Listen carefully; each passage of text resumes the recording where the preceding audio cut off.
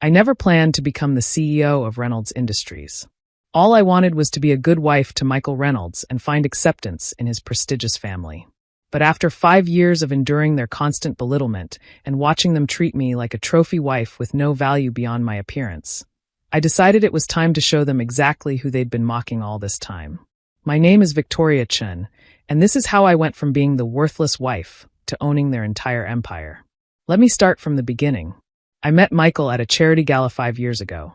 He was charming, successful, and came from one of the most powerful families in the business world. I was a quiet MBA graduate working behind the scenes at an investment firm, analyzing market trends and developing strategic investment portfolios. On paper, we were worlds apart. "You're different," he said that night, his blue eyes twinkling. "Most women here are trying so hard to impress me, but you're actually interested in discussing market volatility and emerging market trends." We fell in love quickly. Michael appreciated my intelligence and ambition, or at least I thought he did. When he proposed 6 months later, I was overjoyed. That's when I first met his family, the infamous Reynolds clan. Patricia Reynolds, my mother-in-law, was the family matriarch, a woman who wore her designer clothes like armor and wielded her social status like a weapon. Her husband, Richard Reynolds Sr., was the CEO of Reynolds Industries, a multinational conglomerate worth billions. Michael's older brother, Richard Jr., who everyone called Rich, was the presumed heir to the company throne. From the moment I entered their world, they made it clear I didn't belong. A financial analyst? Patricia had sneered during our first meeting. How quaint. I suppose someone has to do the paperwork. That first dinner at the Reynolds mansion set the tone for everything that followed. While Michael talked business with his father and brother, I was relegated to the women's conversation about fashion and society gossip. Every attempt I made to join the business discussion was met with patronizing smiles and subtle put-downs. "Darling," Patricia would say, her voice dripping with false sweetness, "let the men handle the important matters. You just focus on looking pretty for my son." I tried to prove my worth. I offered insights into market trends, suggested investment opportunities, even pointed out potential risks in their current portfolio. But my voice might as well have been silent air. "Victoria, dear," Richard Sr. would chuckle, "these matters are a bit complex for someone of your background. Why don't you help Patricia plan the next charity gala?" Michael, to his credit, occasionally defended me in the beginning. But as time went on, he began to adopt his family's attitude. The man who had once loved discussing business strategies with me now patronized me just like the rest of them. "Honey, you don't need to worry your pretty head about these things," became his standard response whenever I tried to engage in business conversations. What they didn't know was that I had never stopped working. While they thought I was just shopping and attending social events, I was building something of my own. My years of experience in investment analysis hadn't gone to waste. I had started a private investment company under a different name. Using my maiden name and a network of shell companies, I began acquiring shares in Reynolds Industries through various channels. The family was so confident in their control that they never noticed the gradual accumulation of stock by seemingly unrelated entities. I was meticulous in my approach. Each purchase was carefully timed and structured to avoid raising suspicions. I used my insider knowledge, not of confidential information, but of the family's blind spots and weaknesses, to my advantage. The Reynolds family's greatest weakness was their arrogance. They were so convinced of their superiority that they never imagined someone like me could outmaneuver them. They didn't notice when I hired away some of their best analysts, or when I started acquiring their smaller competitors. 3 years into my marriage, I owned 35% of Reynolds Industries through various front companies. By year 4, it was 62%. And now, as I sit at their dinner table listening to them mock me once again, my ownership stands at 89%. "Victoria barely knows how to balance a checkbook," Rich laughs, swirling his expensive bourbon. "Remember when she suggested we should diversify into tech startups? As if she understands anything about real business." I smile and sip my wine, thinking about how I'd turned that exact insight into a $300 million profit through my own company. "At least she's pretty," Patricia adds with her usual condescending smile. That's really all Michael needed anyway. Someone to look good at corporate events. Michael, my loving husband, just chuckles along. He's changed so much from the man I fell in love with, shaped by his family's toxic influence into someone I barely recognize. But tonight is different. Tonight is the night everything changes.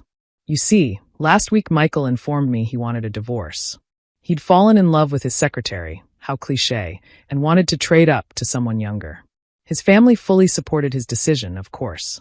"We'll make sure you get nothing," Patricia had gloated. "You signed the prenup, remember? You'll leave this marriage exactly as you came into it, worthless."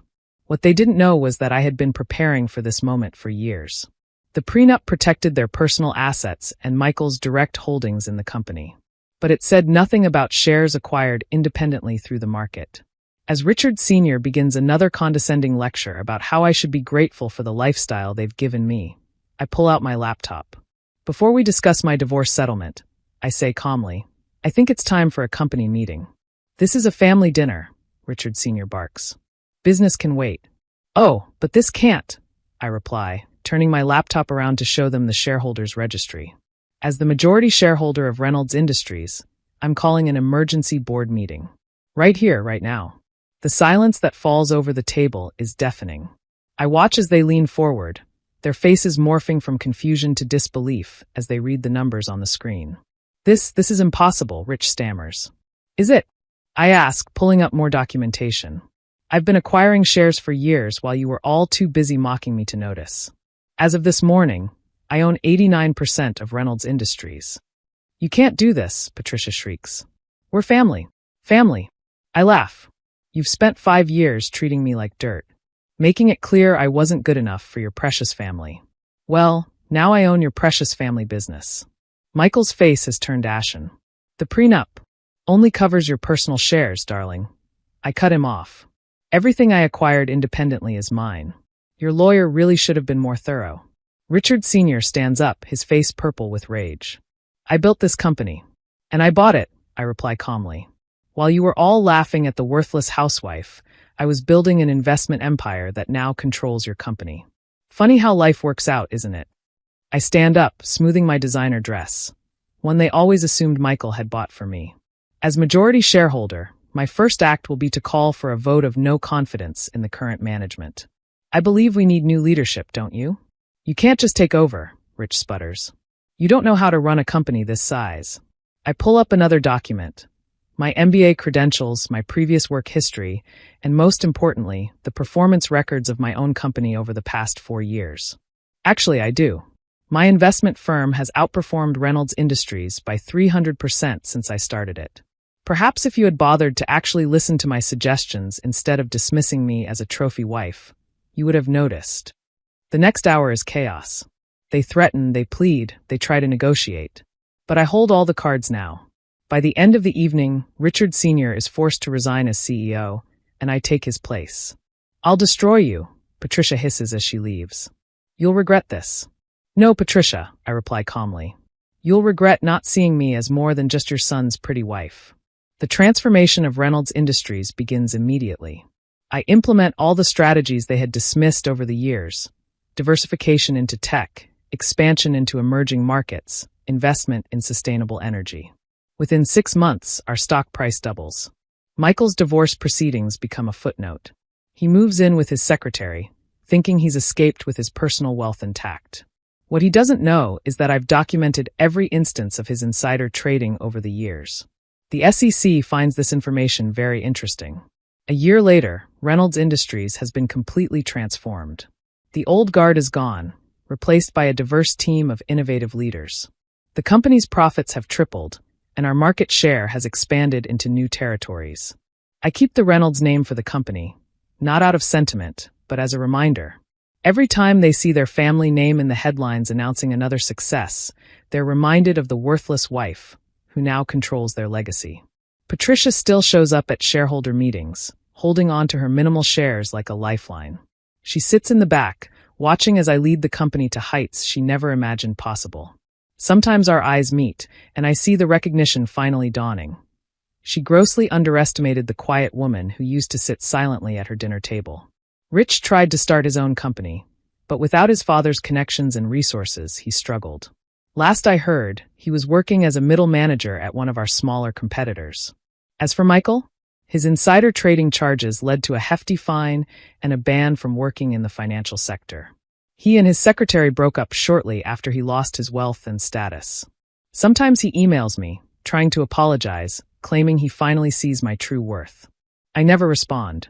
His opinions stopped matching the moment he chose to become like his family. The Reynolds mansion, where I endured so many humiliating dinners, is now my corporate headquarters. I converted the formal dining room, where they used to mock me, into my private office. The table where Patricia used to hold court now holds board meetings where I make the decisions that shape the company's future. Sometimes, late at night, I sit in that room and think about how differently things might have turned out if they had just treated me with respect. If they had seen me as a person with value beyond my role as Michael's wife. They might still be running their company, and I might have been content to be part of their family. But they made their choice, and I made mine. Last week, a young woman came into my office. A junior analyst with bright ideas and a quiet determination in her eyes. She reminded me of myself 5 years ago. When she started presenting her market analysis, some of the older board members tried to dismiss her. I stopped them cold. "Listen to her," I commanded. "In this company, we value intelligence and innovation, regardless of who it comes from." The look of gratitude in her eyes made me smile. Sometimes the best revenge isn't just success. It's using that success to ensure no one else has to endure what you did. Epilogue. 5 years have passed since I took control of Reynolds Industries, now rebranded as Chen Global Enterprises. The company has grown beyond anyone's expectations, expanding into new markets and technologies that the old guard never would have considered. Patricia Reynolds still appears in society pages occasionally, but her influence has waned. The woman who once mockingly called me just a housewife now watches from the sidelines as I run the empire she thought would always belong to her family. Michael remarried recently, another young, beautiful woman who smiles politely at social events. I recognize the look in her eyes, the same one I had in the beginning. I made sure to have my assistant send her my business card, just in case she ever needs support. The company's success has become a case study in business schools. Sometimes I'm asked to give lectures about how I built my investment empire while everyone thought I was just shopping and planning parties. The students are always surprised to learn that the best disguise is often the one people create for you in their own minds. Rich tried to reconcile last year, claiming he had learned his lesson about judging people. I sent him a copy of my first dismissed investment proposal, now worth billions, with a simple note. Lessons learned too late are opportunities lost forever. The worthless wife, they mocked, now runs a global empire worth 10 times what Reynolds Industries was worth under their leadership. Every quarter, when we announce record profits, I think about those family dinners where they laughed at my suggestions and dismissed my insights. These days, I host my own dinner parties in the mansion. But unlike the Reynolds family gatherings, mine celebrate innovation, diversity, and respect. The table where I once sat silently now rings with voices of all kinds. Young entrepreneurs, veteran investors, brilliant minds from every background. And if sometimes late at night, I raise a glass to the family that underestimated me, well, that's just between me and the empire they never knew I was building.